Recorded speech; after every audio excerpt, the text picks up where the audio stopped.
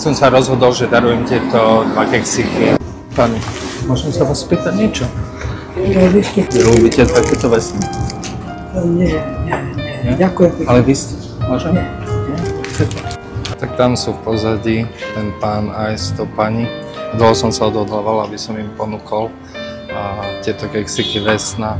Nakoľko som videl, že v obchode prišiel pani a ukázal, že by ich chcel kúpiť. Ona sa spýtala, že koľko? On, že 81 centov.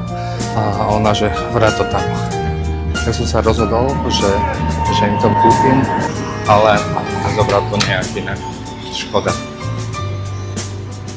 Keby sa tí starší ľudia obávajú už asi všetky a nepodarujú.